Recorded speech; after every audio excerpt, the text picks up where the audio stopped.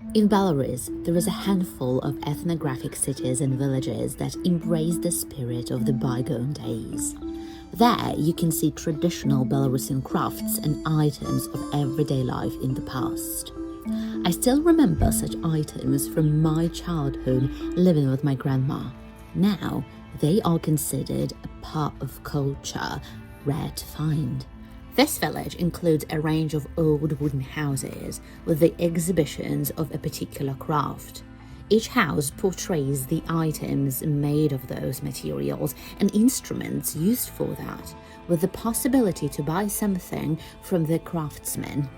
The first house is the weaver's workshop. The crown jewel of it is a loom. The looms in Belarus are really precious nowadays. In the past, there was a loom in almost every house. My great-grandma had one, and she was a master of weaving. It is so incredibly sad that nothing was left from those days, and you can only see something similar in modern-day museums dedicated to ethnographic heritage. I personally love different woven items, from charms to dolls. I have a couple of items, wooden charms. This house/workshop reminded me a lot of what I saw in the houses of the past when I was a child.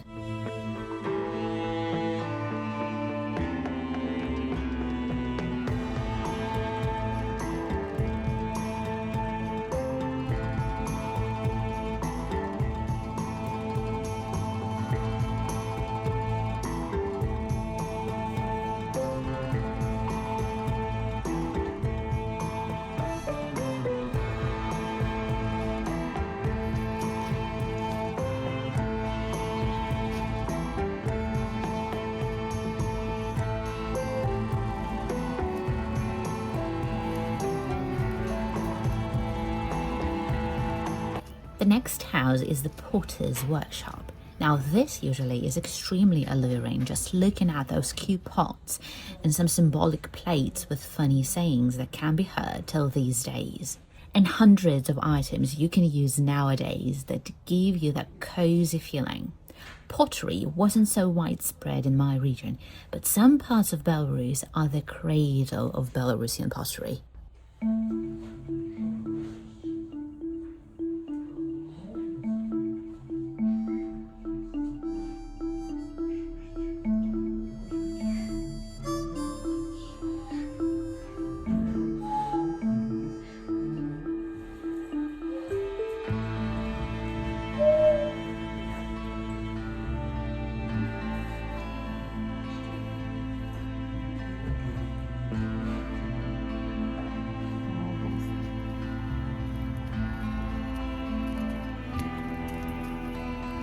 The next workshop illustrates the items made of the simplest traditional material, straw.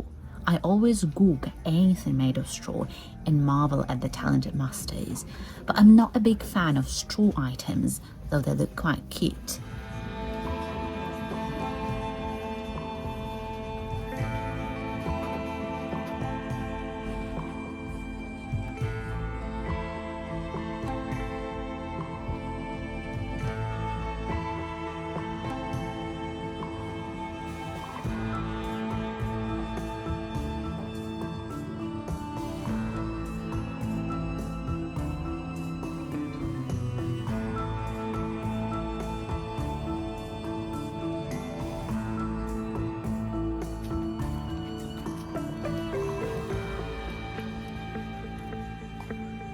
The smithy is always a dark and smelly place for me, but it's usually the craft I can't comprehend because of its intricacy and roughness at the same time.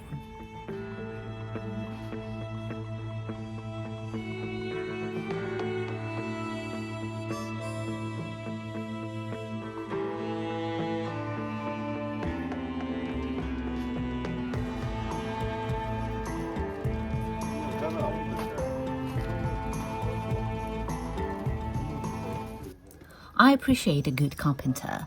The smell of wood, lots of useful and durable items, that is the closest to my soul. A skillful carpenter can create some of the most unbelievable items, and I am a sucker for wooden things. Thank goodness I found some strength and willpower to exit this workshop without buying all sorts of things. We still have some wooden items from my grandma till this day.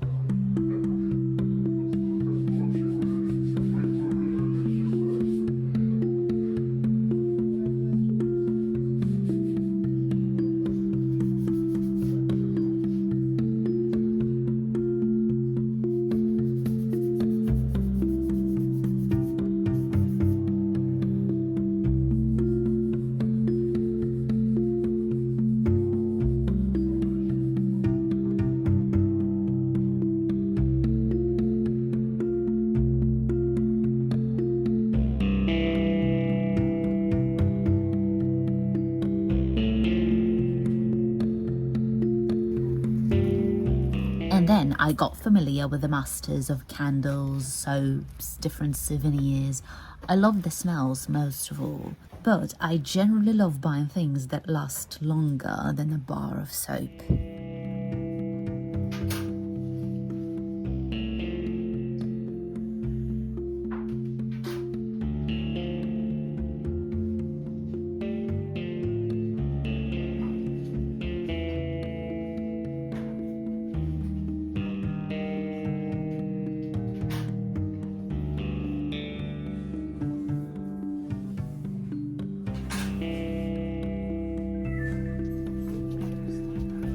I found the herbalist rather entertaining.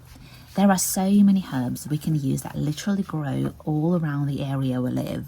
In any village, there will always be those who know a lot about healing powers of different herbs. And to my surprise, I knew almost every single herb there, thanks to my rural roots. My mom loves drying flowers more as they look quite beautiful during winter time.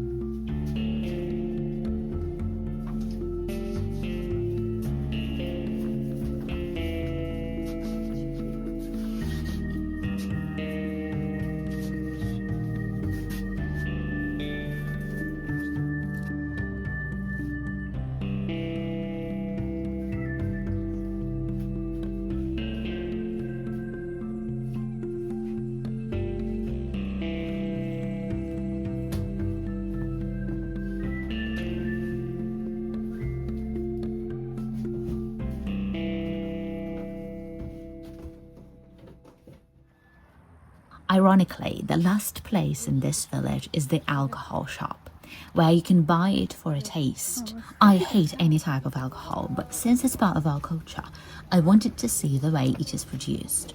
My godmother bought one shot for her husband to try though.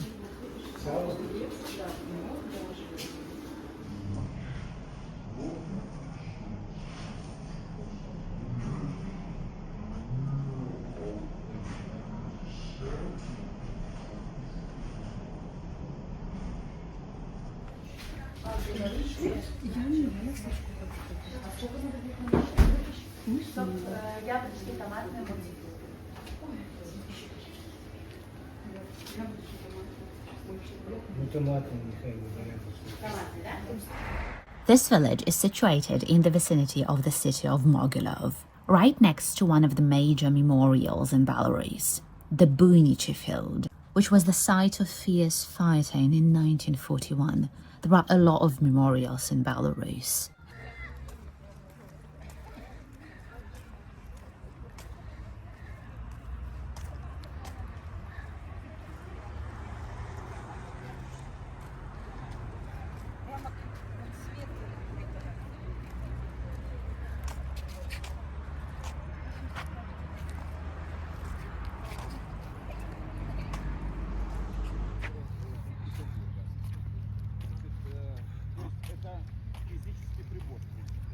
The unusual part of the memorial is a chapel with a Foucault pendulum inside that demonstrates the Earth's rotation.